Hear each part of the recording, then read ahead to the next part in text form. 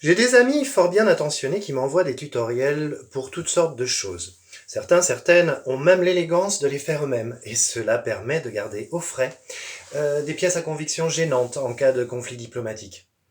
Il faut toujours avoir de la ressource. Je suis assez troublé parce que ou je ne comprends pas tout, ou alors je manque de savoir-faire, d'où l'usage des tutos. Je vous explique. Alors que j'étais plongé dans un sommeil forcé depuis le 16 mars, reposant le plus élégamment possible sur une couche fort modeste dans un déshabillé de nuit en pilou, je fus soudain réanimé par le discours fleuve et lyrique d'un ménestrel en bras de chemise. Je fus bien surpris et lui demandai pourquoi il n'avait pas désiré mettre en œuvre le protocole habituel qui consiste à embrasser chastement celui qui subit le sortilège. Il me répond alors « Avec les gestes barrières, on est bien obligé de proposer autre chose ». Je ne dirais pas charmant, et puis pas assez bien habillé pour un prince, mais sans aucun doute monarque quand même. Il était d'ailleurs accompagné d'un éphèbe répondant au doux nom de page de Valois. En soupirant, je m'assois sur ma couche et dépose mes pieds engourdis dans des charentaises élimées.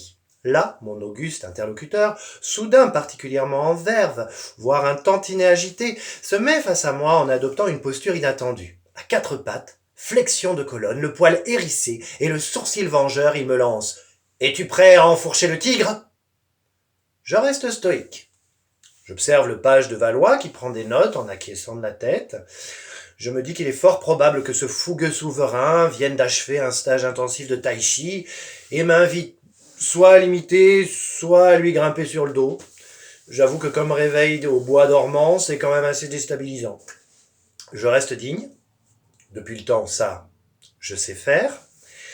J'improvise, parce que ça aussi, je sais faire. Donc, je me mets à quatre pattes, je lui tire la langue en signe de reconnaissance. Je lui fais la grimace du lion, apprise sur un tuto yoga pour les nuls. Quand on débarque dans le désert du réel, après un sommeil artificiel, mal réveillé, sans le protocole du bisou et accueilli de la sorte, on se demande si certains ne devraient pas bénéficier d'exceptions culturelles. Se relevant avec majesté, il m'apprend qu'il arrive d'une contrée lointaine et qu'il a échoué sur nos côtes par hasard, se retrouvant seul contre tous. Le page dodeline de la tête en permanence, une manie probablement, que son navire a lamentablement échoué lors de l'attaque surprise de pirates viraux et qu'il a dû parer à toute urgence pour survivre. Je comprends mieux l'histoire du tigre. J'avais vu ça sur un tuto sur comment revaloriser votre image pour défier les lois du capitalisme. Il le disait qu'un animal totem, ça aide à surmonter les épreuves. Alors évidemment, ce cire échouant allait pas me demander d'enfourcher un escargot. Se rapprochant dangereusement de moi, il me demande s'il me reste du jambon et du fromage. Je m'attendais à beaucoup de choses après ce sortilège magnifique, mais pas à un tigre naufragé, flanqué d'un acolyte bloqué sur l'affirmative, qu'on pourrait mettre sur la plage arrière de la Simca de mon papy, et qui, de surcroît, me demande si j'ai fait des courses. Alors je réponds avec le plus de courtoisie possible. Ah non, désolé, j'avais pas ma dérogation de déplacement. Pourtant, j'attends beaucoup de vous. Ah bon? Vous êtes intermittent? C'est pour un sondage? Je vous fais confiance pour inventer. Mais inventer quoi? Eh bien, au moins des lendemains qui chantent. Et là, j'ai tout compris. En fait, c'était une audition pour une comédie musicale. Alors c'est vrai, j'étais un peu rouillé par le sommeil forcé, mais si ça se trouve, j'avais là une occasion unique de réaliser mon rêve. Broadway. Hélas, ce ne fut pas du goût du souverain, et qui se mit à faire non de la tête. Pendant que le marque-page, lui, faisait toujours oui de la sienne d'ailleurs.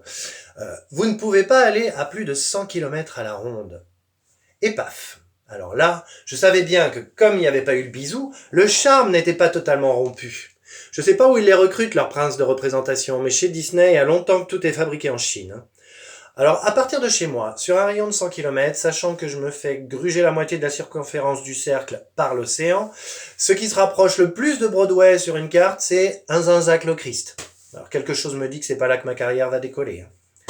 Robinson se tourna alors vers Vendredi. Le corps de ce dernier était quasiment nu. Seul un tissu désuet cachait son intimité sauvage. Pour une raison inexpliquée, Vendredi n'arrêtait pas de faire oui de la tête. Il y avait dans le regard des deux hommes toute l'empathie reliant deux humanités que pourtant tout séparait. Le bel au bois intermittent qui avait chanté tout l'été se trouva fort dépourvu que la bise ne lui fût pas reçue. Peut-être pourrait-il demander à ce suzerain quelques grains pour subsister jusqu'à la saison nouvelle. Vous saurez inventer. J'ai confiance en vous. Car les vrais idéalistes sont de grands pragmatiques. Vous chantiez? Broadway vous tente? Eh bien dansez maintenant.